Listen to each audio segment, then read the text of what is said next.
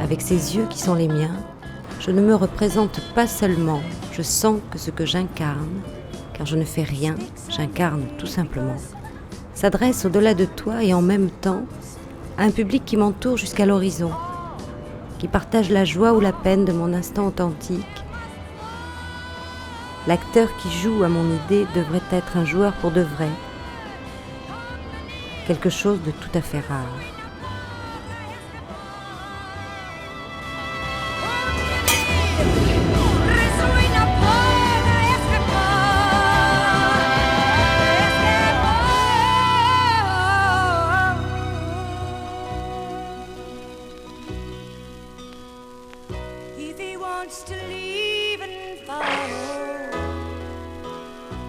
Sound of the wind, he's gonna sing as it blows. Let him go, let him go. He'll make the long faces smile. He'll turn the dead air into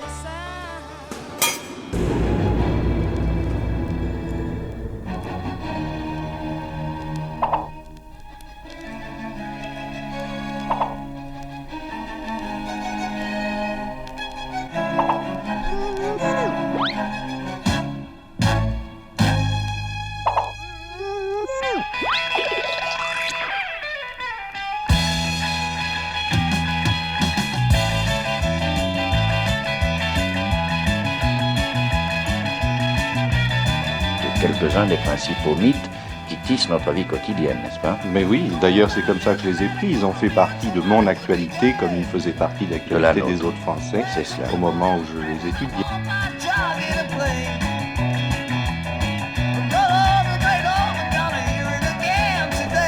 Les Blancs colons sont extrêmement sensibles aux superstitions africaines.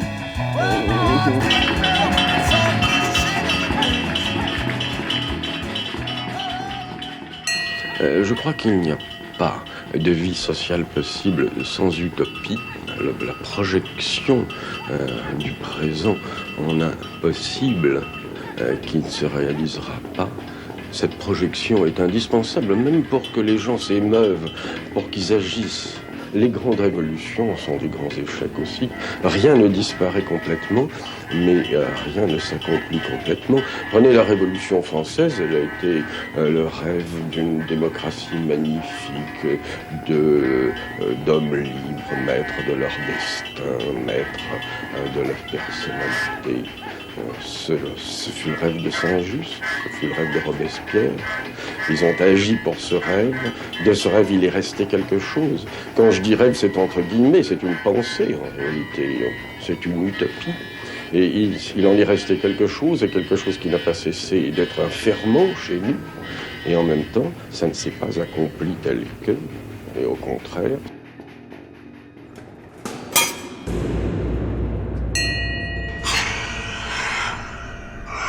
Bande numéro 3. J'ai le choix d'arrêter l'école à 15 ans. J'étais en troisième sur le fait que j'avais envie de voir des choses de la vie, de fréquenter des gens, ou même de lire des livres, que je sentais que en restant à l'école, ça serait autre chose. À des moments, je sentais quand même que c'était chiant, j'étais coupé en plus des gonzesses qui passaient le bac, tout. Mais n'empêche que mes potes qui étaient au bahut, eh ben moi, à ce moment-là, je lisais Lautréamont, Rimbaud, Sartre, tous ces trucs. Si tu veux, c'est con à dire, mais si tu voulais être opposant à la guerre d'Algérie, il te fallait aller à Paris. Hein. C'était pour quelqu'un à 17 ans qui veut vraiment faire qui veut prendre position, j'étais presque obligé d'aller à Paris. Michel Butel, qui faisait l'autre journal, moi je l'ai rencontré, ce mec, il se planquait en tant que déserteur à 18 ans. Tu vois ? Et moi j'avais cet âge-là aussi, mais c'est des mecs, des fils de bourgeois, tout, qui avaient des appartements dans le 16e seulement, et ils hébergeaient des mecs comme moi, 6 mecs qui logeaient, tu vois. Tu comprends ce que je veux dire ? J'ai fréquenté pas mal d'intellectuels liés à l'opposition à la guerre d'Algérie. Parce qu'ici, il y avait le foyer où il y avait des Algériens, où on avait quand même pas mal de discussions. Et là, on jouait au foot avec eux. Et il y avait aussi ici le terrain de quilles. J'étais étonné qu'il y avait quand même pas mal d'intellectuels algériens qui suivaient vraiment les événements par rapport à l'indépendance. Par exemple, quand De Gaulle a fait son discours là-bas à Alger, quand il est arrivé en 1958, je vous ai compris, moi j'ai écouté son discours dans le foyer des Algériens. Il y avait aussi il y avait 2 joueurs de foot à Rodez qui étaient algériens, qui étaient de haut niveau, on peut dire. Abda, qui d'ailleurs a fait comme les joueurs de foot professionnels de l'époque, est parti dans une équipe d'Algérie. Abda venait souvent au foyer, on avait des discussions, entre autres avec lui, mais avec d'autres. Et alors à Paris, j'étais pas du tout dépaysé dans le circuit des gens qui étaient oppositionnels à la guerre d'Algérie. C'était des intellectuels, j'étais rentré en contact. Et j'ai rencontré pas mal de gens qui ont eu un rôle même en mai 68. Mais à l'époque, ils étaient oppositionnels à l'Union des étudiants communistes. Et alors, ce qu'il y avait de marrant, c'est que d'un côté, tu avais plutôt les maoïstes et les trotskistes, mais tu avais aussi ce qui était pour le Parti communiste italien, les pro-italiens. Et tout ça a été en bonne intelligence. Et il y avait aussi, moi j'ai vécu avec Goldman pendant plusieurs mois, mais j'étais quand même lié un peu pendant plusieurs années avec toute cette ambiance intellectuelle, et c'est après là que je fais le choix de revenir à Rodez. J'avais...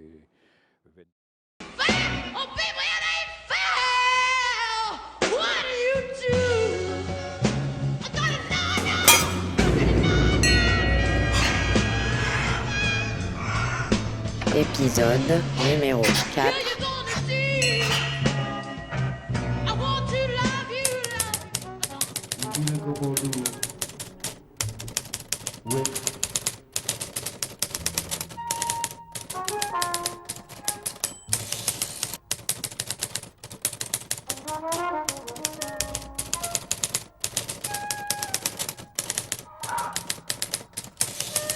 Odwalla came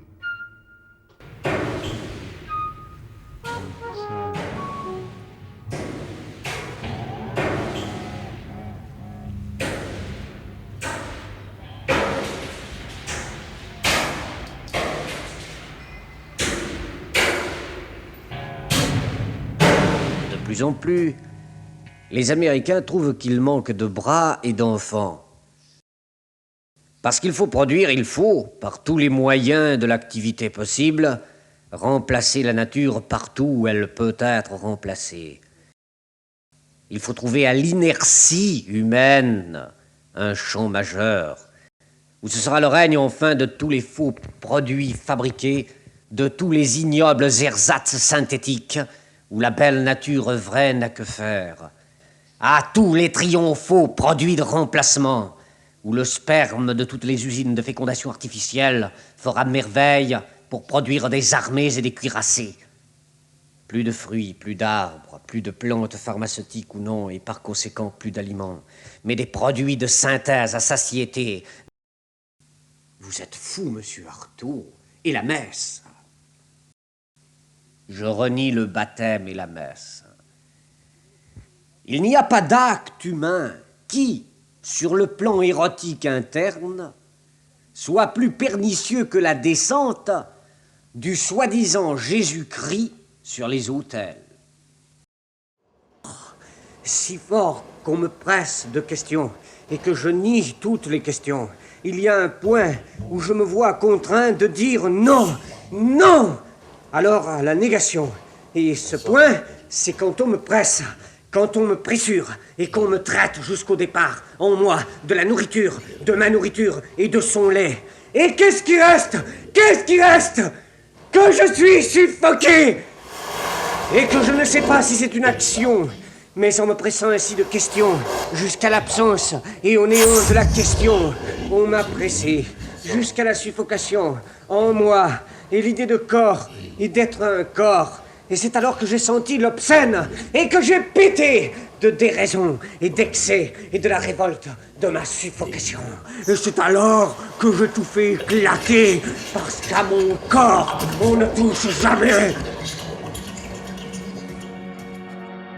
Finally, to the gypsies, who represented a kind of survival in the present pre-capitalist forms of community, since the collaboration of the Situationists in 1956 with the gypsies of Alba, Italy, for the construction of a camp to shelter them.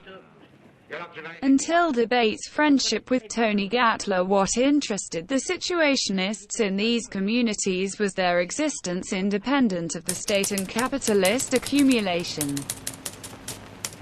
Such as archaic societies are chivalry, medieval, either because they escaped their hold, like the gypsies. It was not, of course, to reproduce as such. In a communist society, the way of life of knights, nomads or Amerindians, but to build on their example to design new forms of unhealthy life. The revolution that wants to establish and maintain a classless society can easily begin wherever autonomous proletarian assemblies do not recognize any authority.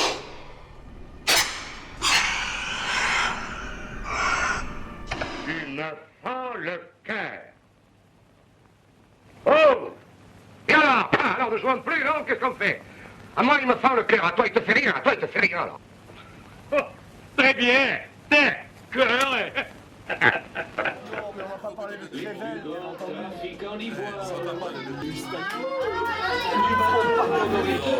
faut pardonner au surréalisme Aragon. Attends. Aragon. On le pardonne, c'est toujours comme ça. Non, il ne faut pas pardonner Aragon, mais ça. 1, 2, 1, 2, 3. Bande numéro 3.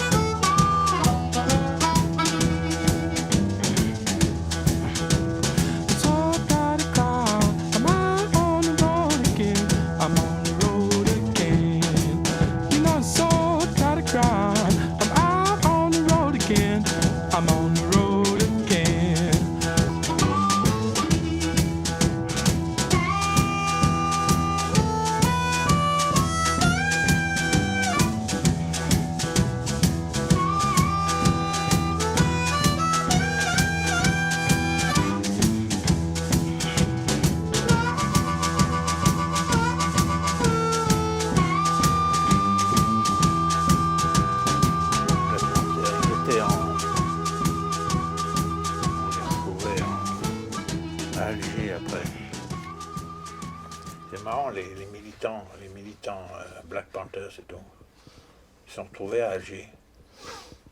Bon, au départ, moi j'ai passé le bac en 65.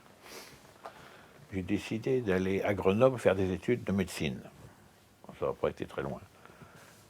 Et donc c'était un peu le militantisme étudiant traditionnel contre la guerre au Vietnam, contre ceci, contre cela. Pour la première fois, les gens qui venaient parler de la Palestine, c'était 67-68. J'avais la 2 chevaux et j'ai rencontré Nicole par inadvertance. Oui, parce que le théâtre des Carmes, je l'ai connu dès 66-67, je pense, avec les copains étudiants de géographie, comme Lucien Manchon. Donc on était dans cette petite nébuleuse de gauche, relativement bien pensante. On avait entendu parler du scandale de Strasbourg, ça faisait rigoler tout le monde, c'était intéressant. C'est quoi ça? La brochure de la misère en milieu étudiant, sortie par des prostituées, aidée d'ailleurs, je pense, par des gens de l'IS. Et du scandale qui s'était ensuivi, puisqu'ils avaient entrepris de liquider les services d'aide psychologique aux étudiants. Bon, c'était un scandale qui était comme ça, en arrière-plan. J'étais membre de l'UNEF à Avignon. Qu'est-ce qu'il y avait à Avignon? Il y avait Saltarelli, trotskiste, de l'affaire, et qui faisait du recrutement intensif. Moi, j'ai jamais fait partie du bureau, mais j'étais dans la banque, puisqu'on vivait tous ensemble. Je ne cherchais pas ça. À Paris, ça a démarré un vendredi. On savait aussi ce qui s'était passé à Nanterre et tout, l'agitation des enragés, la création du 22 mars, toute la merde qui s'est déroulée. Donc, il y avait un état de tension quelque part. Écoutez, ça y est, ça change, maintenant nous sommes derrière. Nous sommes derrière, les gardes mobiles, ça pleut dans tous les sens. C'est épouvantable, ce sont des dizaines, des centaines de cailloux, de pavés qui volent maintenant. Des voitures sont rouillées. Il y a 2 voitures, 4 voitures qui sont retournées. Des grilles d'arbres. Des grilles d'arbres. Aucun doute. Déjà des mots en même temps que des choses, par conséquent. Oui. C'est-à-dire que les choses, si elles n'étaient pas nommées, si elles n'avaient pas été nommées, si elles n'étaient pas nommées, c'est parfaitement indistinct. N'est-ce pas, monsieur? On ne les verrait pas. Nous ne les verrions pas, nous verrions un chaos. Il faut qu'une grille soit posée sur le chaos. Reculez! Les étudiants chargent! Eh bien, les policiers vont reculer, même les CRS vont former une espèce de toit avec leurs boucliers. La plupart des barricades ont été posées avec du bois, et il y a déjà une barricade qui brûle, et je vois un incendie qui se déclare de l'autre côté de l'autre barricade, et maintenant les barricades sont en feu. À tout à l'heure. Névrose planète. Et ouais, c'est ça la planète. Quand tu n'es pas emmerdé, tu te fais chier. C'est ça. Tu sais, je vais te dire un truc, Jean-Marc. Ouais. Pour que les gens aient envie de mourir, il faut qu'ils soient immortels. Alors ils auront envie de mourir.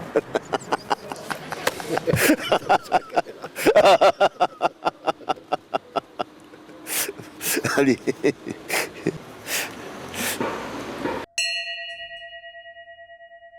On était une sorte de 22 mars, mais complètement aveyronné. On ne connaissait pas du tout le 22 mars de Nanterre à l'époque. Et complètement dans une situation de défense du pays en même temps. Mais il y avait le contexte de l'époque, la guerre du Vietnam, toutes ces choses-là qui jouaient dans l'ambiance. Et arrive mai 68, appuie d'une certaine manière des choses qu'on avait défendues un an avant, mais qui paraissaient des trucs de martiens.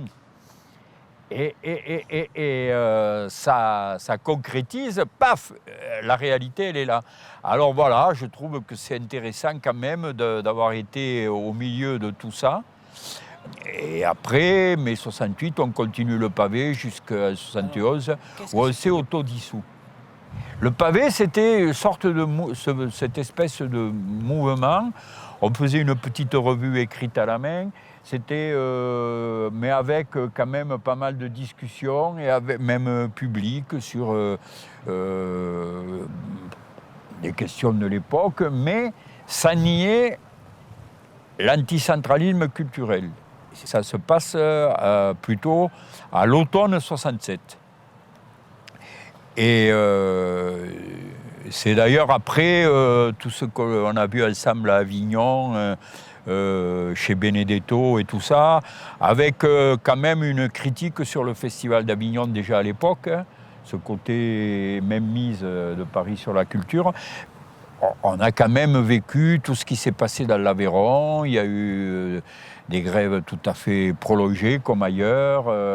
Il y a eu ce qui s'est passé à Decazeville, comme d'habitude, au fer de l'action ouvrière. Dans le reflux de mai 68, on avait été avant et on a été après. Individuellement, je continue à essayer de réfléchir sur toutes les questions anticentralistes. Et c'est là que je rencontre des occitanistes pour moi importants, qui sont minoritaires dans le mouvement rock. Le mouvement occitan, c'est un mouvement surtout de défense de la langue, qui essaie de se glisser, qui a participé à mai 68, dans l'après-mai 68. Et il y avait deux personnes qui pour moi sont très importantes dans le mouvement, mais qui étaient minoritaires dans le mouvement occitaniste. C'est Félix Castan et François Fontan, que je rencontre dans l'après-mai 68. Ils sont en contradiction entre eux. Castan dit 2 ou 3 choses importantes sur l'action culturelle dans le Pays d'Oc, tandis que François Fontan, dès 1959, demande l'indépendance pour le Pays d'Oc et soutient toutes les cultures du monde. C'est un mouvement internationaliste que préconise François Fontan, à partir des défenses de toutes les cultures du monde, sur la base que la seule chose qui peut définir ce qu'est un peuple, c'est sa langue. Ben moi, ce que j'ai repéré sur 68, c'est qu'en fait, il y a plein d'histoires et que chacun a son histoire, a sa version. Que c'est vraiment un événement protéiforme et qu'il y a une multiplicité de points de vue et ce qui en fait sa richesse. Et le vecteur commun, c'est l'intensité et la passion. Et ce que je trouve génial, c'est que c'est un événement, personne n'est d'accord, mais tout le monde est habité par ce souvenir-là et par ces événements-là, enfin les gens qui l'ont vécu. Et moi, c'est vraiment cette chose-là qui m'a frappée, c'est l'intensité du souvenir et l'intensité de l'expérience, en fait. Ah. Eh bien, bon, déjà, j'étais en fac, j'étais boursière, donc ce que j'avais en tête à cette époque-là, c'était réussir mon examen de façon à conserver ma bourse pour l'année suivante. Et puis aussi, bon, c'est vrai que j'ai toujours eu des idées quand même collectives, donc je ne pensais pas qu'à ma pomme, mais j'ai été quand même, comme beaucoup d'ailleurs, j'ai été dépassée par le mouvement. Hein. J'ai assisté à des AG et là j'ai été très vite perdue parce que dans ces AG j'avais l'impression qu'il y avait un jeu qui m'échappait totalement avec des gens qui venaient pour prendre possession de l'Assemblée Générale, pour la manipuler et pour après faire voter leur motion. Et ça m'a très vite troublée et mise mal à l'aise, vraiment. Ce que j'en ai retenu, c'est par contre la mise en cause de l'autorité, et ça a fait beaucoup de bien, même par rapport à l'autorité en général.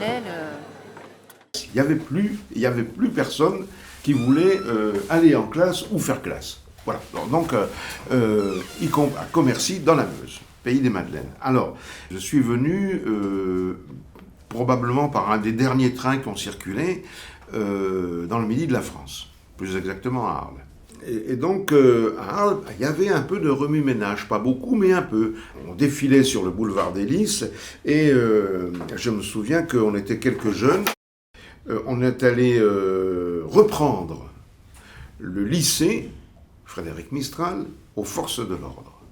Donc, on est allé très courageusement à l'assaut du lycée et la reprise fut très facile dans la mesure où on n'a pas rencontré un seul policier. Et puis voilà, puis je suis reparti dans la Meuse. Mai 68 ne faisait que commencer pour moi. En 1968, en mai. J'étais à Maubeuge, c'était mon premier poste.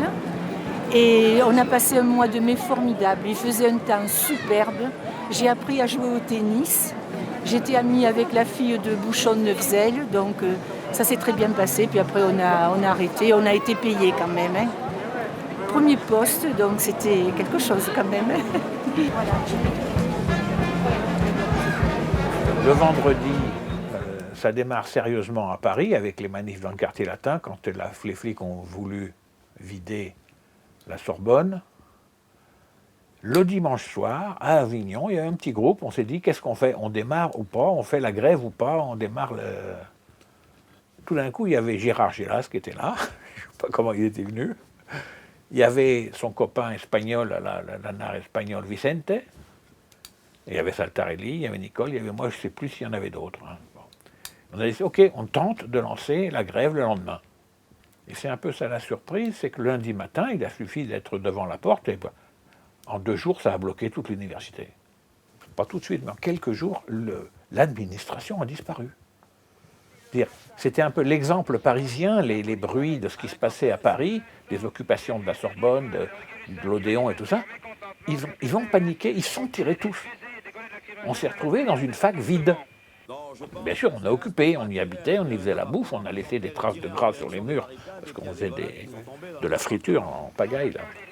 Et on vivait un peu dans une ambiance paranoïaque, peur de l'agression des fachos et tout ça, parce qu'il y avait eu quelques accrochages, je m'étais fait casser la gueule, moi. Dès qu'il y a des grenades qui sont tombées dans les appartements. L'objet de cette explosion, vous avez... Il est clair que le gouvernement a le choix entre massacrer les professeurs et la jeunesse universitaire ou faire retirer immédiatement ces flics. Vous admettrez qu'il est normal qu'il existe dans un établissement d'éducation nationale un conseil de discipline qui a jugé des faits qui... L'objet de manifestants eux-mêmes de s'auto-organiser, c'est-à-dire de voir comment faire les barricades, de la faire de telle manière que vous soyez à distance respectable de la police. Alors on a ouvert l'amphi, et ça a été, je trouve, les moments les plus chouettes, c'est les gens, n'importe qui venaient, qui parlaient de leur vie, pourquoi ils avaient fait la grève, pas parce qu'on leur avait dit de le faire, mais bon, et les gens, t'as une quinzaine de jours en France où les gens parlaient entre eux. C'était très chouette. Et puis de là, comme la grève s'est étendue, a commencé cette relation entre ouvriers et étudiants. Bien sûr, chaque manif, les étudiants devaient être là avec les gens de la CGT, du PC, qui avaient pris, le PC surtout, le train en marche, qui suivait à peu près, qui essaie de donner des conseils et tout ça. Bon, ils voyaient une possibilité de faire quelque chose. Mais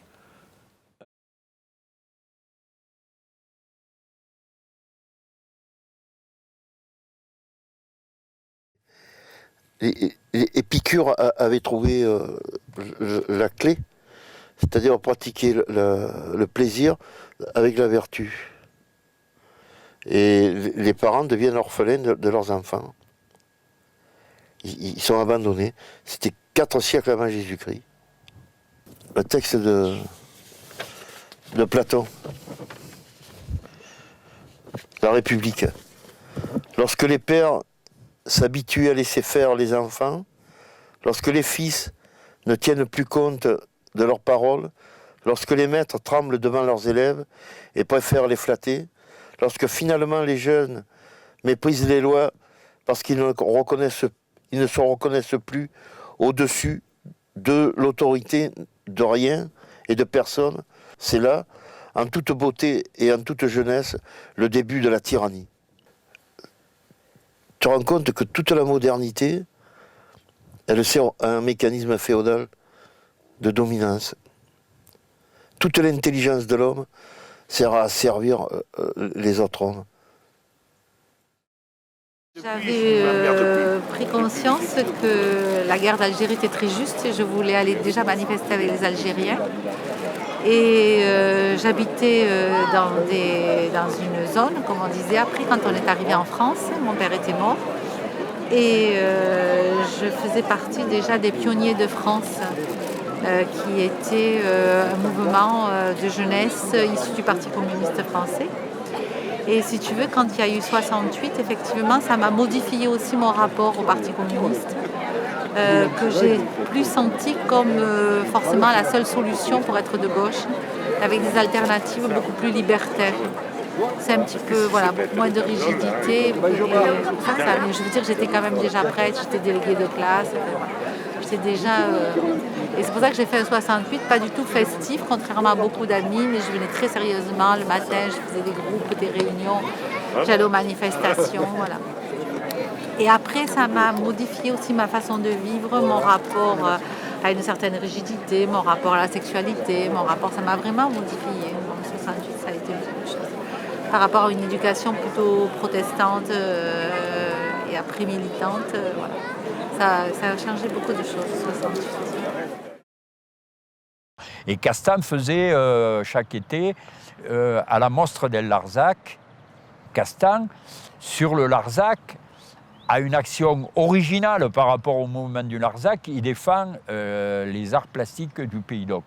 Il y avait beaucoup de gens qui passaient, mais il n'y en avait pas beaucoup qui passaient pour aller voir l'art contemporain du Pays d'Oc. Il avait un propos tout à fait à part. Moi, j'allais voir, à l'époque, moi je travaillais l'été dans une ferme. J'étais entre autres chez quelqu'un que tu as bien connu, chez Louis Cosse. Et le dimanche, j'allais à la Mostre del Larzac discuter avec Castan. Mais la base de départ de défense anticentraliste continue, mais j'arrive mieux à me donner une colonne vertébrale par rapport à tout ça dans l'après-68. Il faut savoir que Félix Castan a été exclu de l'Institut d'études occitanes. Pourquoi ? Parce qu'il disait qu'il fallait surtout avoir une action culturelle. Finalement, le plus important, c'est que beaucoup de gens qui font des choses en français sont importants dans l'action anticentraliste, étaient quand même complètement décalés par rapport à des gens qui mettaient en priorité la défense de la langue. Et alors Fontan a été encore plus exclu. Il est passé pour une sorte, parce qu'il avait monté le parti nationaliste occitan en 1959, chez Ben, il a lancé, à Nice en 1959. Mais Fontan est passé d'emblée pour nationaliste, avec tout ce que ça, le mot nationaliste, il veut dire 50 000 choses différentes, mais passé, on peut dire pour une sorte de fasciste occitan. Et pour dire qu'il a été mis au bal, lui, encore plus que Castan, de l'action de défense du Pays d'Oc. Fontan, c'est quelqu'un, au début des années 70, qui disait que l'URSS allait éclater sur les questions des nationalités. C'était un propos qui était complètement incompris à l'époque. Lui, il était bien sûr en phase avec les mouvements basques, catalans, etc., etc. Et alors, c'est une réflexion très poussée, une sorte de dialecticien formateur par rapport aux gens qui ont été avec lui. Parce que cette manière d'aborder la situation internationale, la défense des Amérindiens, moi je connais quelqu'un en ce moment qui défend les Indiens de Chili, les Indiens Mapuche. Je veux dire, il faut une formation très poussée de défense des peuples pour arriver à bien comprendre ce que veut dire la lutte des Indiens Mapuche, par exemple, au Chili en ce moment. Le Québec, c'est une situation, la Tchétchénie, les Kurdes, le Tibet, tout ça. Et Fontan est d'emblée là-dedans. Il faut savoir que Fontan arrive de Socialisme et Barbarie, un mouvement qui a été proche de l'Internationale situationniste dans les années 60. Mais il fait passer les luttes de libération nationale avant la lutte des classes et avant des luttes du style lutte des femmes. Au printemps 68, on a vu arriver des gens dans la rue. Et de loin, à 200 mètres dans la rue de la République, je voyais ces gens marcher d'un pas très dégagé, très noble, très aérien. Et on m'a dit, c'est les gens du Living Theatre qui étaient arrivés. Je ne les ai pas beaucoup fréquentés, mais un petit peu, toi tu les as connus beaucoup mieux. Je me souviens d'avoir été dans ce lycée où ils étaient installés. Et puis il y avait les gosses et tout, c'était joyeux comme tout, il se passait plein de choses. Ils montraient des films d'animation, des films expérimentaux qui faisaient des tas de choses intéressantes. Et il y avait des nanas merveilleuses. C'était pas le théâtre traditionnel, militant ou pas, c'était des nouvelles formes d'expression qui sont devenues très banales. Je cherchais des armes intellectuelles, poétiques, vitales, et j'avais envie de les intégrer dans la vie. Tu as déjà fait des sculptures, toi?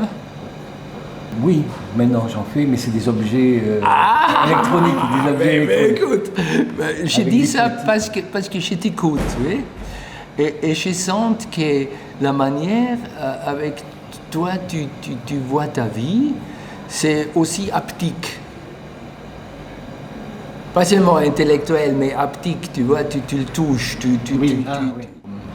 À Rome, à 65, j'étais à la Piazza d'Espagne, et j'étais là, et il est venu une femme absolument incroyable, comme une like a witch. Et elle m'a regardé et elle m'a demandé comment tu t'appelles. J'ai dit je m'appelle Echnaton. Et elle m'a regardé, elle a dit tu dois venir au théâtre. J'ai dit mais quel théâtre tu vas voir? Et il avait un groupe de théâtre qui s'appelle Living Theatre qui a joué une pièce qui s'appelle Mysteries and Smaller Pieces.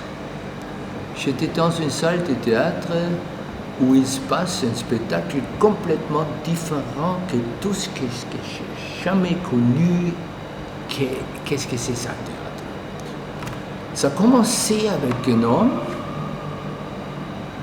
qui restait tranquille sur la scène, dans une position comme un militaire. Il a dit rien, il a fait rien. Il n'y a que la lumière sur cet homme seul et silence. Pour 2 minutes, pour 3 minutes, pour 5 minutes. Dit les autres. Ça commence. La marche des militaires qui vient de derrière avec des bruits, des tap, tap, tap, tap, tap, tap, tap, tap, tap, tap, tap, tap, tap, tap, tap. Une personne, après il vient beaucoup de personnes avec beaucoup de bruit, il fait tous par tout le théâtre, il joue comment dire, they clean up the whole house, and you hear the dollar poem, tout ce qu'il y a écrit sur un dollar. In God we trust, in the treasury of $1, the United States of. Et tu sens, dans ces moments, moi j'ai senti ça, c'est le dollar, c'est l'argent qui fait bouger les militaires. Et après ça, il marche sur la scène. Après, il y a des silences, et un homme qui vient d'un côté de la scène, sorti de son coin, comme un officier, et il dit une chose que personne ne peut comprendre parce que c'était que des hurlés.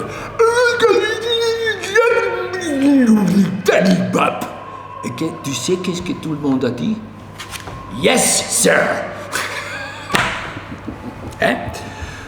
Et après, il avait silence et la lumière est obscure et on écoute une voix angélique d'une femme qui chante une raga lentement et commence.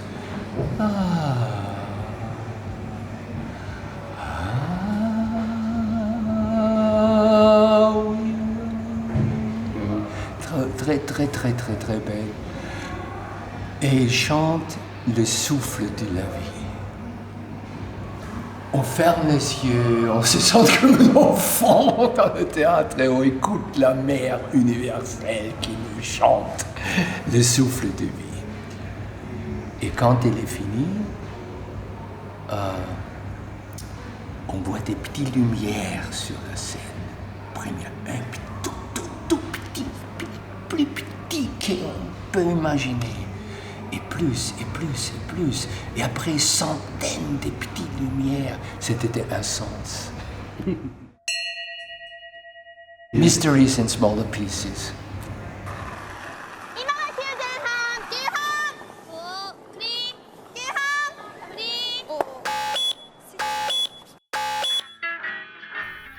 Adopté par ce beau monde attendri, une petite fée avait fleuri au milieu de toute cette bassesse.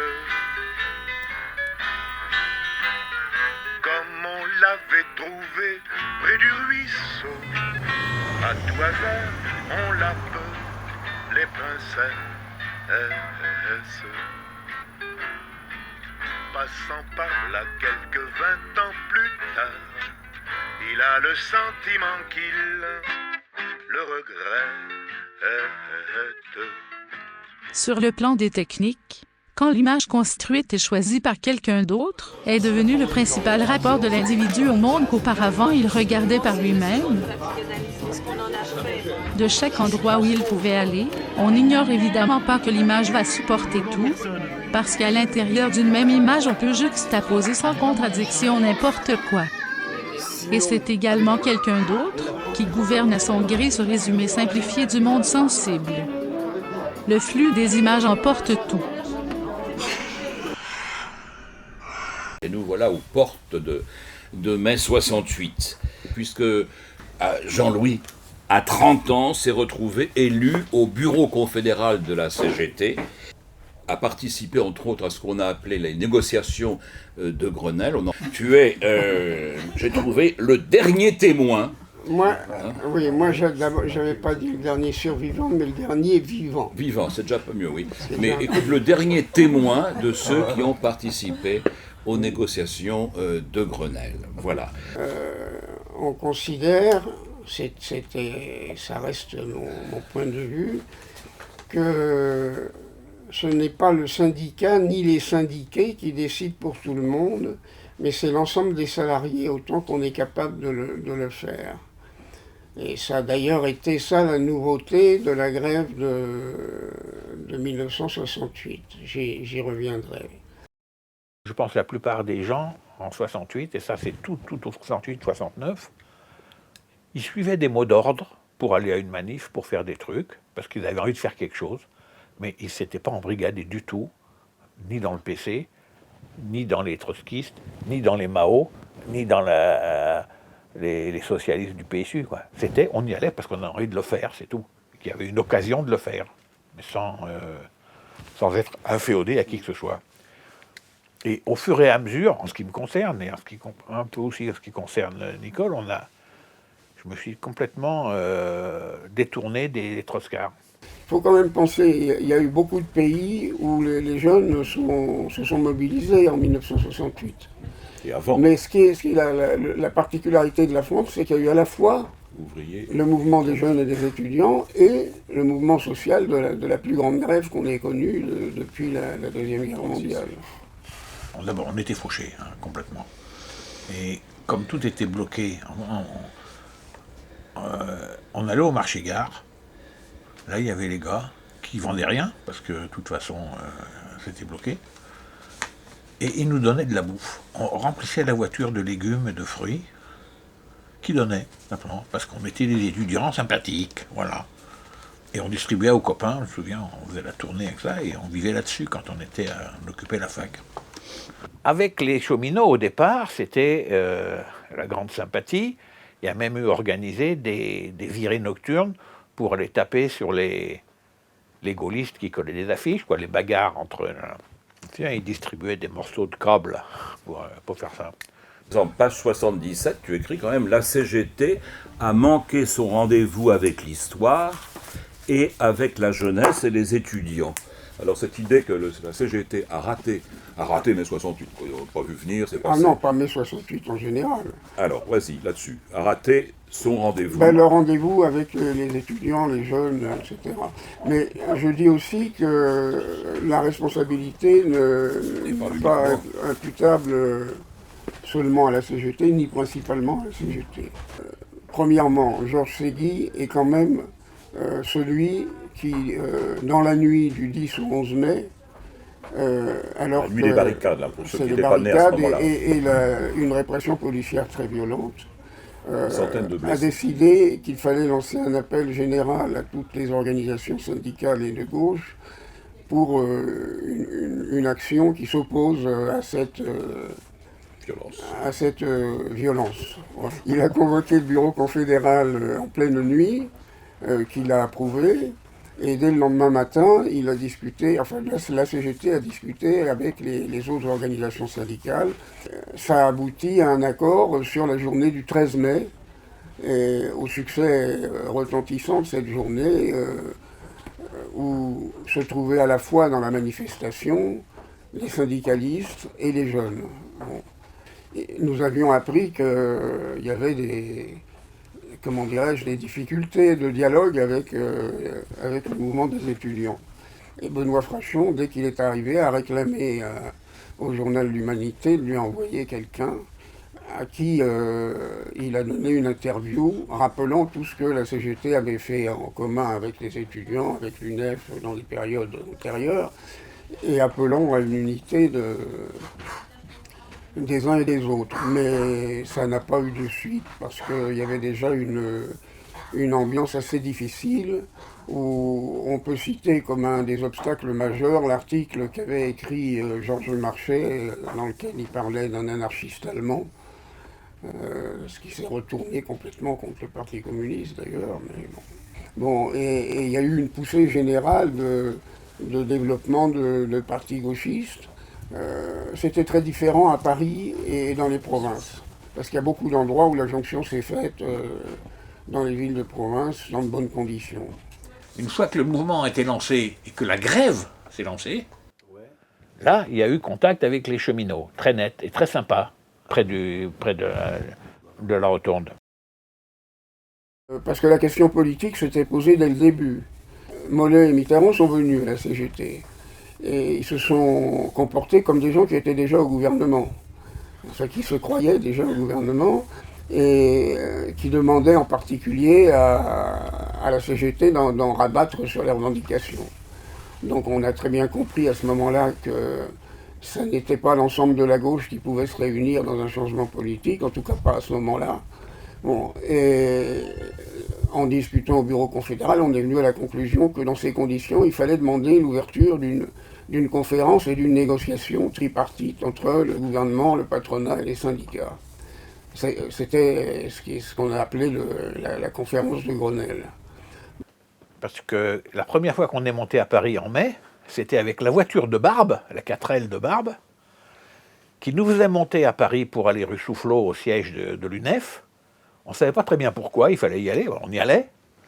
Et en fait, il tentait une espèce de petit coup d'État à l'UNEF pour essayer de prendre le pouvoir, qui a foiré totalement. Et ensuite, on a attaqué les revendications sur le problème des salaires, parce qu'il y avait un vrai problème de pouvoir d'achat. Il y avait dans le 5e plan une politique des revenus qui ne disait pas son nom, et alors qu'il y avait encore une croissance économique favorable, les salaires étaient quand même très coincés. Bon. Alors, il se trouve que j'avais été chargé par le bureau confédéral, parce que je m'occupais des questions économiques, j'avais été chargé d'argumenter sur l'augmentation du salaire minimum, qui était particulièrement bas. Alors ça a été le premier temps, et ensuite sur l'ensemble des salaires. Hein. Alors sur le salaire minimum, il était à 2,22 francs de l'heure, et nous avons obtenu ce que nous demandions, c'est-à-dire 3 francs de l'heure, 35% sur le salaire minimum interprofessionnel, et même davantage pour le salaire minimum agricole, qui était encore plus bas. Voilà, mais qu'on a aligné sur l'autre. Sur les 10% qu'on demandait pour l'ensemble des salaires, il y a eu un peu une demi-mesure dans la décision après résistance du gouvernement et du patronat, a été 5% tout de suite et 5% après l'été. Voilà. Après ça, les discussions ont été quand même beaucoup plus tendues. Et en particulier sur la question des ordonnances de sécurité sociale qui changeaient la structure du système de sécurité sociale établi à la Libération. Il y a eu quand même des choses de principe arrêtées positivement, par exemple l'instauration d'un droit syndical, d'un droit de vie syndicale à l'intérieur des entreprises, ce qui n'avait jamais existé avant. Bon. Il y a eu aussi l'engagement de négociations sur l'emploi et sur la formation professionnelle. Sur la formation professionnelle, ça a débouché sur une loi en 71. Alors, donc, à la fin de cette négociation, on s'est trouvé en présence non pas d'un accord, parce qu'il n'y avait pas d'accord, mais d'un constat de l'état des discussions. Et la CGT a dit tout de suite que ce constat serait soumis aux grévistes et que ce serait eux qui décideraient de ce qu'on fait. Alors, le fameux meeting de Renaud-Billancourt, c'est sur ce modèle-là. Georges Séguy et Benoît Frachon étaient venus voir le syndicat Renault à 8h du matin. On était sortis de négociation à 5h, à 8h du matin, et le meeting de Renault était prévu à 8h30. Bon, ils ont mis au point la méthode qui a bien fonctionné d'ailleurs. C'est-à-dire qu'on présenterait aux grévistes le constat point par point, en leur demandant de se prononcer sur chaque point. Alors, ils ont tout compris, les grévistes de chez Renault. Ils ont quand même applaudi chaleureusement l'augmentation des salaires, les engagements pris sur le droit syndical en entreprise et les promesses de négociation, mais sur tout le reste, et en particulier sur les ordonnances, ça a été le refus, le rejet absolu, et les sifflements, les cris, etc. Bon. Alors c'est ce qu'on a présenté comme étant dirigé contre la CGT, alors que c'était absolument pas le cas. C'était présenté par son secrétaire général, mais dans un schéma qui avait été prévu pour que ça se passe comme ça. Et ça a permis que, sans le moindre problème, à l'issue de cet examen, la poursuite de la grève a été votée à l'unanimité. C'est ce que tout le monde, enfin ce que la CGT cherchait, c'est d'envoyer un signal important à toutes les usines en grève. Ce qui fait que la grève a été, à des exceptions près, la grève a été relancée vigoureusement à cette période. Ça, c'est un peu ton scoop, là, parce qu'on l'entend pas souvent, ça. Oui, je sais bien, mais c'est pour ça que je l'ai mis un peu partout, dans mon livre, dans les papiers. Et je suis pas le seul, mais je suis pas le seul à affirmer ça. Des nouveaux acquis sociaux et une augmentation du SMIC conséquente, très conséquente, qu'on n'a jamais eu aussi depuis. Après la conférence et les négociations de Grenelle, la question politique, du changement d'orientation politique s'est reposée. À ce moment-là, il y a eu une concertation claire et effective entre le Parti communiste et la CGT, où ils ont convenu d'essayer de rallier toutes les organisations syndicales et toute la gauche à un projet de très grande manifestation sous la revendication d'un gouvernement populaire. Toutes les organisations de la gauche non communiste, la CFDT, l'UNEF, etc., ont dit qu'ils viendraient si l'UNEF était d'accord et participait. Bon, et le leader de l'UNEF n'était pas encore son président, c'était Jacques Sauvageau, qui a joué un rôle assez important. On a rencontré une délégation de l'UNEF qui a tenu un raisonnement absolument ahurissant, qui consistait à dire si on veut changer le gouvernement, il faut que la manifestation aille à Matignon ou à l'Élysée. Et si c'est ça, ça va se traduire par un bain de sang et nous ne voulons pas prendre une telle responsabilité. La réunion a duré 5 heures sur ce thème. C'était le Parti communiste et la CGT au bout du compte. Ça a été une grande manifestation, mais elle aurait dû être beaucoup plus plurielle si on avait la prétention de changer le pouvoir politique. Là, c'était exclu d'avance. Il faut dire qu'en plus, le 29, De Gaulle avait disparu de la circulation. Il était parti en Allemagne, mais sans le dire à qui que ce soit, même pas à son Premier ministre. Et il a probablement hésité sur ce qu'il devait faire. Mais après cette manifestation, qui n'a pas vraiment changé le cours des choses, le lendemain, De Gaulle était de retour. Il a fait un discours extrêmement agressif contre la grève, la CGT et le Parti communiste. Et il a été appuyé par une très puissante manifestation sur les Champs-Élysées qui avait été organisée avec le concours du SAC, Service d'Action Civique. La deuxième fois qu'on est monté à Paris, c'était autre chose, c'était une autre voiture, c'était la 403 de Vicente, avec Gérard Gélas, Nicole, Michel, un mec qui était assez rigolo. Bon, on est monté à Paris, mais c'était fin mai. C'était déjà à la fin. On pouvait déjà se ravitailler en essence.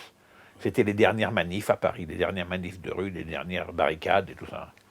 Pompidou avait fait sonder les organisations syndicales pour savoir quelle serait leur réponse au rétablissement d'élections dans les conseils d'administration de la sécurité sociale, qui n'était pas une victoire, mais au moins partiellement un succès, qui avait une certaine importance, puisque les ordonnances étaient quand même structurellement le sujet principal de conflit. Là-dessus, sur le coup de 2h du matin, un huissier vient prévenir tout le monde qu'il y a une personnalité qui demande à rencontrer la CGT, qui a un message pour la CGT. La personnalité en question était Georges Frischmann, avec un message du bureau politique qui disait que tout en respectant la liberté et l'autonomie de la CGT, il demandait un effort pour que la négociation ne dure pas trop longtemps, pour qu'on conclue rapidement. Et l'explication de ça était qu'ils étaient très inquiets de la préparation du meeting de Charletti, et en particulier sur la base d'informations qui se sont avérées être complètement fausses, et s'imaginer que Mollet, Mitterrand et Mendès France viendraient et prendraient la parole dans ce meeting.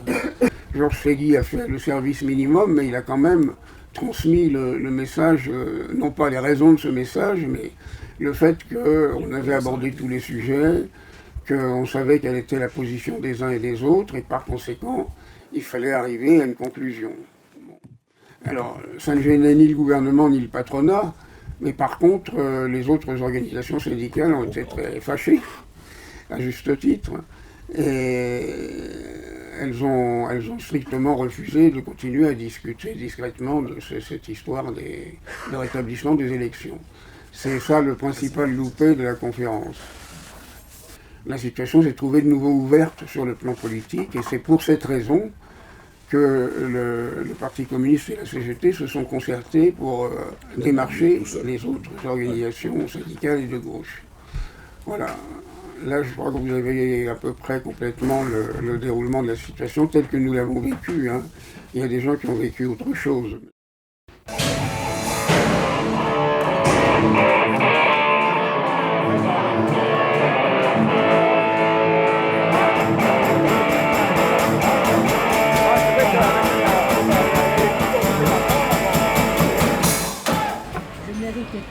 Moi, j'ai été surpris par tous ces jeunes hommes qui avaient des cheveux courts, qui portaient quasiment tous des costards, alors que j'avais 15 ans, que depuis l'âge de 12 ans, j'avais des cheveux longs, je portais des jeans, j'étais ni beatnik, ni hippie, ni révolté, j'étais simplement fasciné par des génies qui s'appelaient Lennon McCartney, Dylan, Jagger Richards, qui avaient tout écrit, Like Rolling Stone, She Loves You, Satisfaction.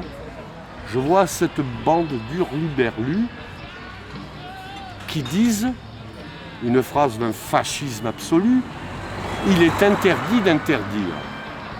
J'avais 15 ans, j'avais déjà baigné dans Rimbaud, trotskiste, un des plus grands sanguinaires de l'histoire de l'humanité, mais comme les intellectuels français aiment le style, Trotsky, contrairement à Staline, avait du style.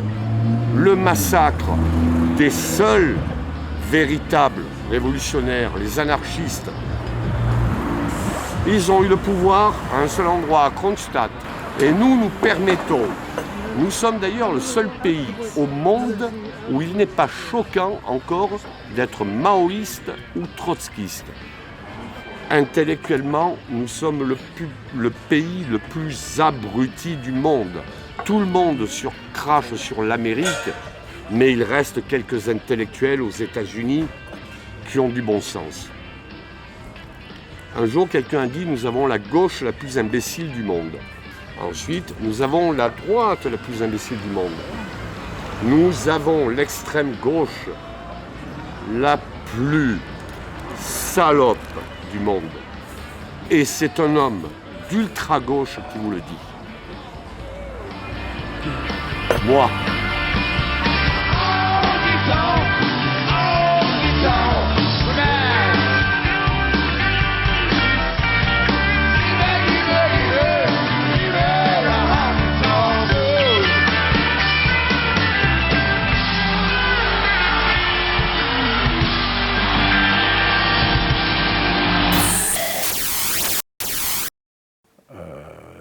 pense que c'était trop comique comme truc pour Benedetto, qui était un grand comique, et un grand tragique. Je pense que j'ai peut-être aussi petit à petit perdu le contact avec le théâtre à ce moment-là. André était assez ambivalent aussi. André était toujours proche du PC. Hein. Lorsque s'allument les brasiers, il n'en faut voir que la lumière. Ernesto Che Guevara.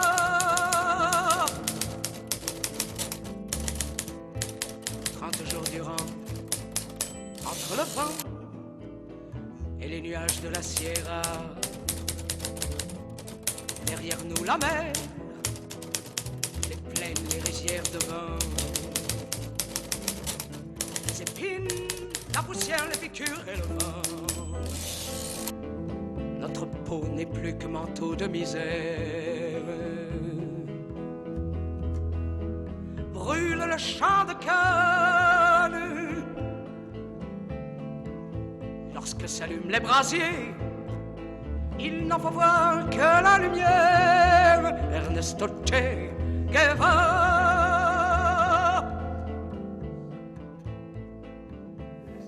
Il y a 12 ans déjà. Je veux mourir avec toi. C'est là.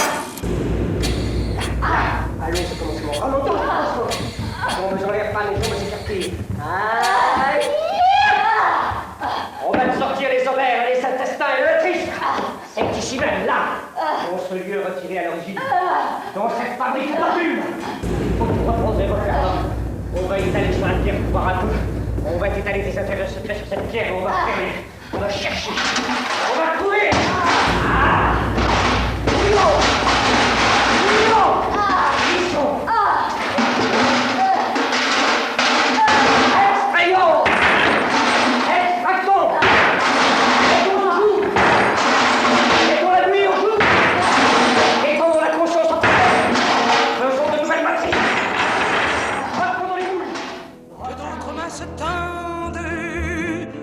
Pour empoigner nos armes.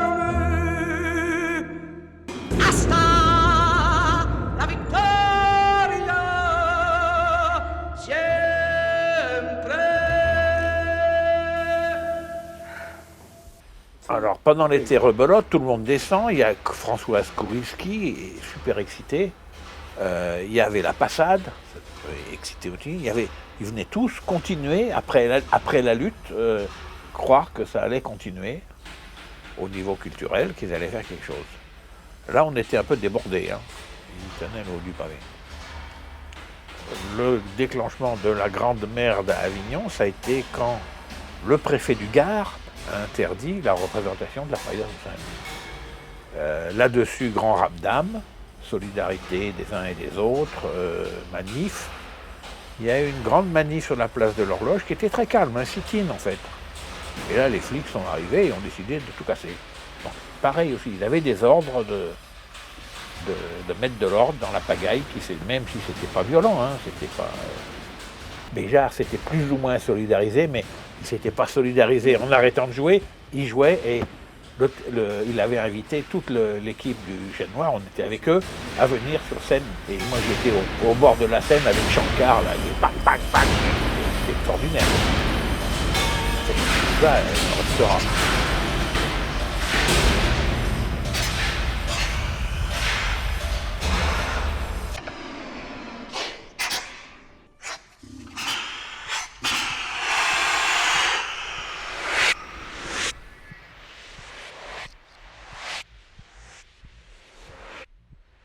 J'ai plus ou moins découvert le théâtre à Avignon quand j'avais 14 ans.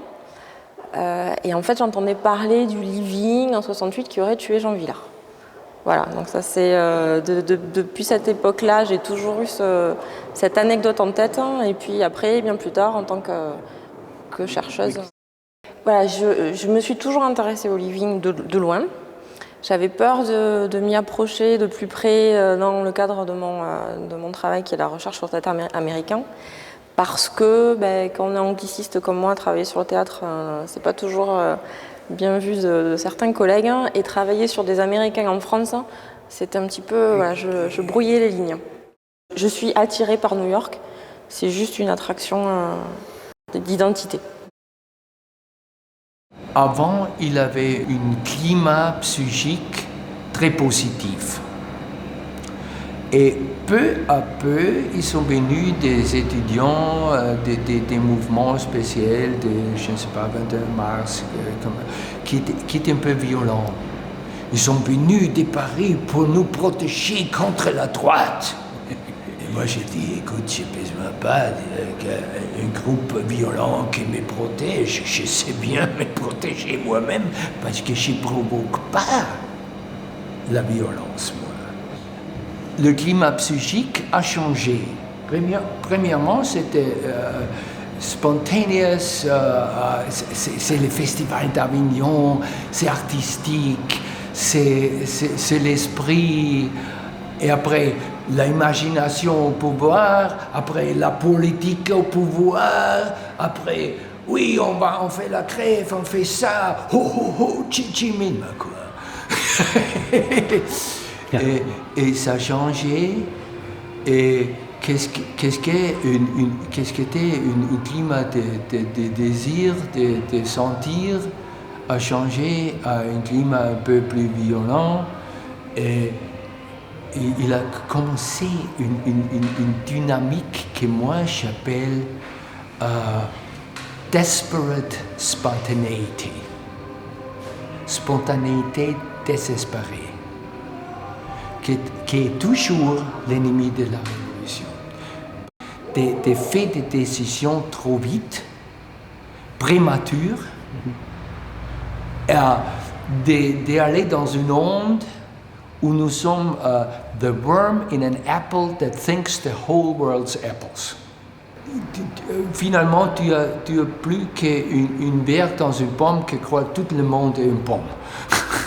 Ce ne sont pas les politiciens qui vont nous sauver.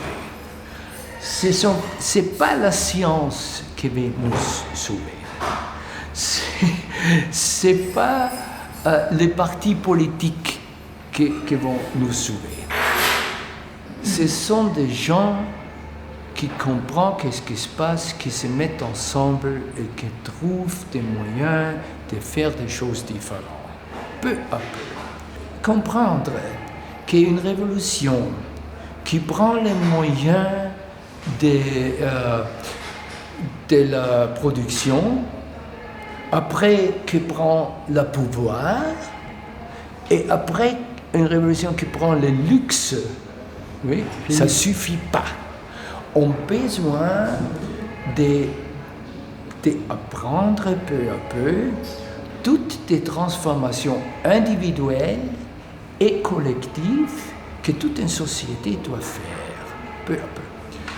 Et le travail d'un artiste, c'était de trouver une manière de jouer, oui, avec l'élément de jeu aussi, d'apprendre toutes les expériences qui sont nécessaires pour arriver à toutes ces transformations qu'on doit faire, individuellement et collectivement.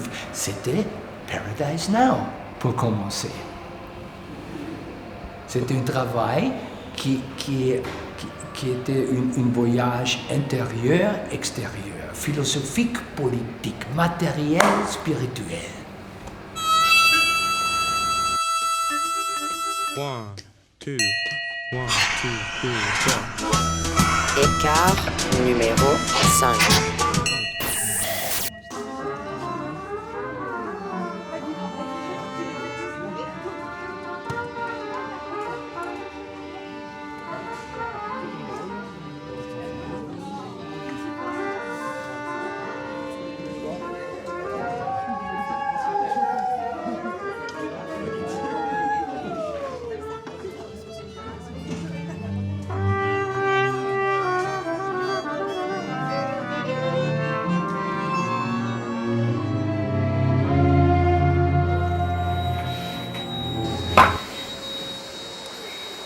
Celui qui est violent, je reconnais qu'il a tort, mais celui qui provoque doit payer autant.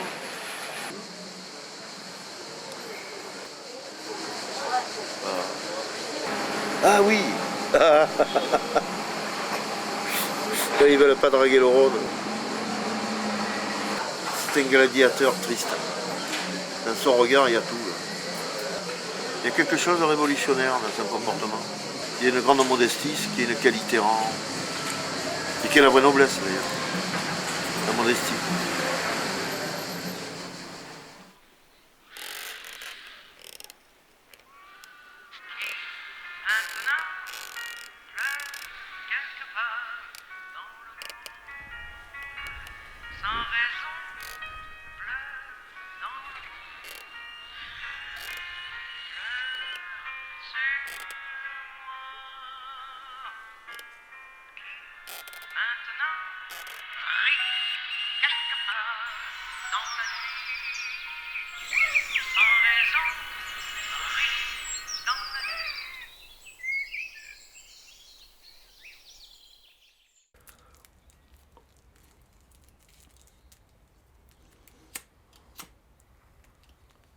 Et nous, les insurgés téméraires et les insurgés sublimes, nous serons jusqu'au pourrissement complet de l'univers. Les insurgés brisés et les cyprès de Vincent Van Gogh.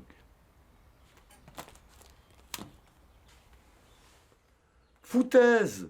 Différent, différent, mortal, mortal, mortal, mortal, mortal, différent, différent, different, different, different, different, different, différent, différent. Mais que Benedetto, finalement, on se voyait les dernières années, presque 1 ou 2 fois par an. On était quand même au diapason, et on ne parlait pas du même endroit, mais on se comprenait complètement. Mais même dans ces pièces comme Geronimo, je trouve qu'il pose les questions comme des hypothèses. C'est pas idéologique. Benedetto est moins idéologue que Castan. Moi, il m'avait dit, par rapport à Castan, il m'avait dit « t'en prends et t'en laisses, tu fais ce que tu veux ».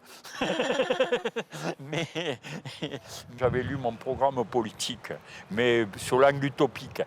Et Lubin, il a dit aux gens, il dit « avec lui, j'ai compris que je n'avais pas compris ».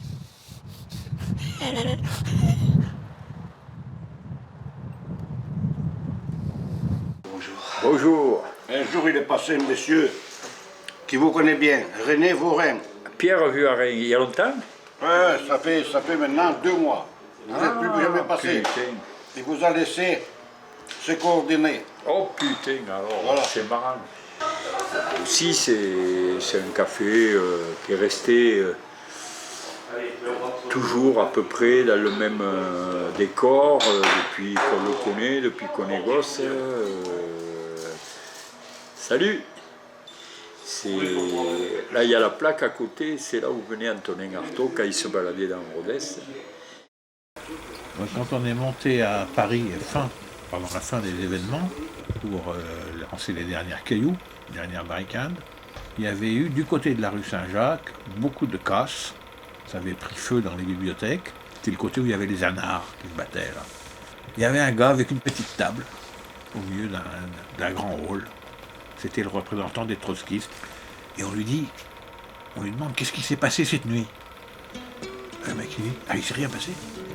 Mais on en vient, on a été voir, les gars là, ils sont en train de se soigner, ils sont en train d'éteindre le feu, voilà. Il s'est rien passé. Il s'était rien passé parce qu'il devait rien se passer. Parce que ça ne faisait pas partie du modèle de révolution prévu. Et puis c'était des anards qui avaient fait ça. Donc il s'était rien passé.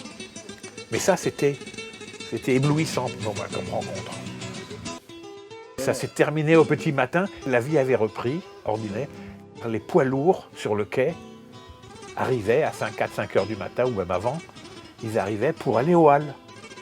Il y avait la rue en feu, il y avait des barricades qui flambaient, ça se bagarrait encore, il y avait les flics qui cassaient les vitrines du café de Flore, là, ou le café qui fait le coin à Saint-Germain-des-Prés.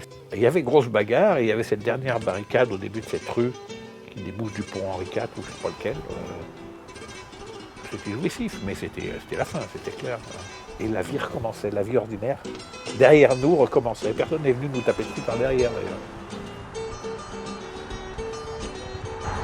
Une jubilation, quelque part, quand ça se passait. Sur le... Ouais. Une jubilation qui arrive jusqu'à nos jours encore? Non, on en est un peu revenu. Mais c'est un acquis. C'est mon acquis social. La personne... Nicole. Ma copine Nicole. Et puis Jean-Marc. Elle m'a enculé.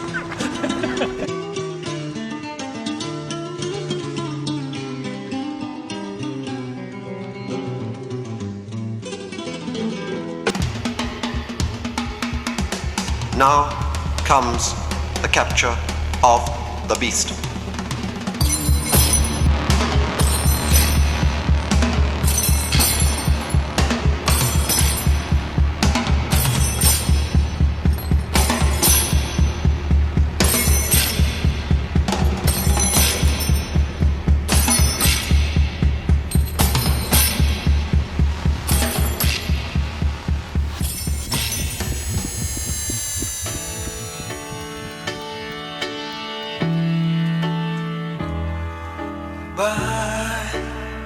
Bye, my friend, goodbye. Will you forget and break it? You'll make it. Oh, you make it. You make it. Oh, you make it.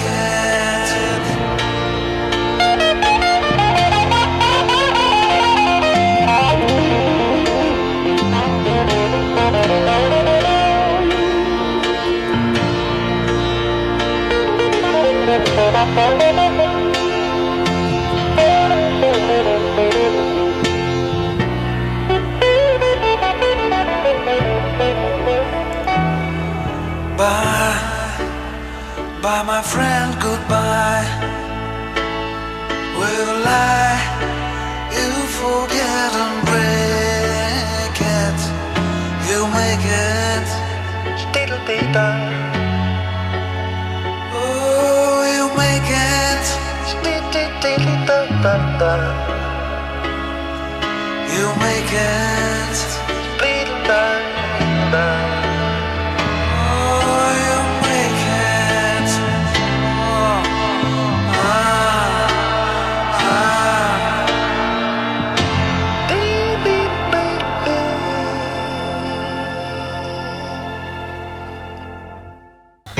Mai 68, pour moi, c'est quelque chose que j'ai principalement déjà étudié dans mes livres d'histoire, en cours, dont j'ai entendu parler par mon père qui avait 20 ans à l'époque, mais c'est quelque chose de très peu tangible. C'était un mouvement très spontané qui a lié à la fois des étudiants et des ouvriers. Et ce qui me marque le plus, c'est certainement la dimension culturelle de ce mouvement-là. J'imagine bien que le mouvement n'était pas entièrement homogène, mais en tout cas, il a une ampleur énorme au point d'affoler la classe politique à l'époque. Et ce qui me marque le plus, c'est cette dimension culturelle-là que j'imagine pas se reproduire de nos jours. J'imagine que c'était vraiment un mouvement de rupture avec un ordre qui existait, un ordre moral, religieux. Et ça aussi, c'est quelque chose que moi je vois pas dans la société de nos jours. On a très peu de mouvements de cette nature-là. S'il y a des mouvements d'ailleurs de cette portée-là, ça serait plutôt des mouvements même réactionnaires pour revenir à des valeurs qui existaient auparavant et certainement pas un mouvement qui se crée en rupture par rapport à un ordre fort qui serait établi. Je vois même pas dans la société aujourd'hui un ordre homogène et consistant qui serait porté par la société, encore moins par l'État, contre lequel autant de personnes auraient envie de protester et de s'exprimer. Je pense que c'est assez unique. C'est certainement pas similaire à la révolution de 89. Ça n'a rien à voir. En fait, en mai 68, les jeunes représentaient un tiers de la population. C'est déjà quelque chose qui n'existe plus du tout aujourd'hui d'ailleurs. Et il n'y avait justement pas cette dimension de révolte de classe sociale à mes yeux. Oui, c'est vrai que le chômage avait commencé à augmenter au début des années 68, mais c'est justement un mouvement qui est né quand même après les 30 Glorieuses, après une période particulièrement abondante d'un point de vue économique. Donc pour moi, ça, c'est très singulier, cet aspect, la dimension morale, culturelle qui unissait toutes ces personnes-là, elle est unique, je pense.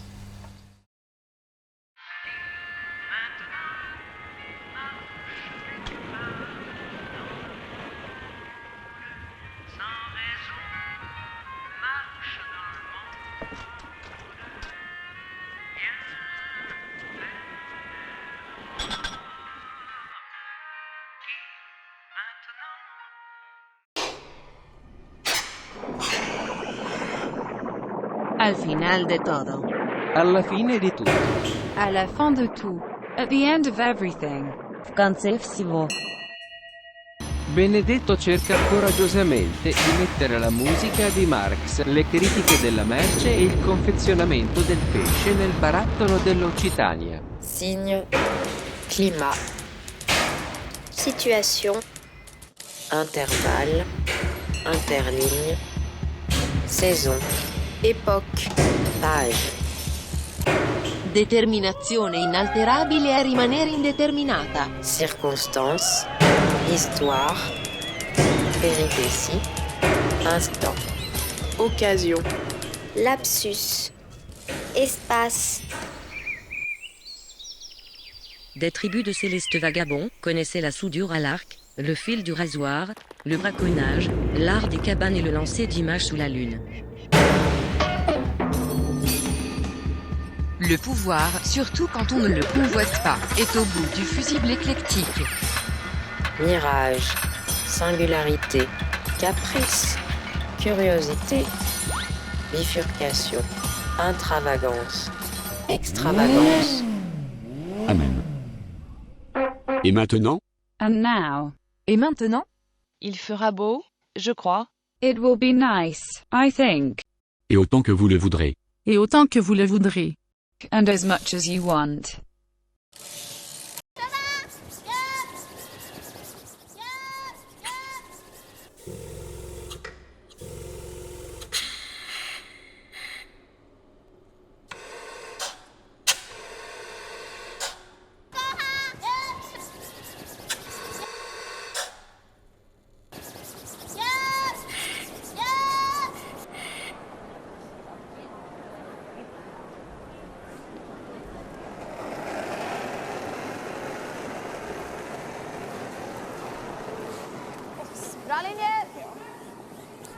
La beauté me rend le regard, elle me parle et m'amène à parler. Voici que de nouveau je respire l'air des contes, le ciel d'été dans ce cas-là. Je me tenais sur une balançoire, au point de renverse, à l'étal entre le haut et le bas. Tout d'un coup, il y eut du vert devant mes yeux. Ah, vertir, j'ai pensé. Donc je suis encore vivante. La mort n'était qu'un rêve. Comme s'il avait glissé, par l'attrait de l'affirmation sans mesure, vers cet espace vide où, la conduisant, la suivant, il demeure en attente, entrevoir et dire.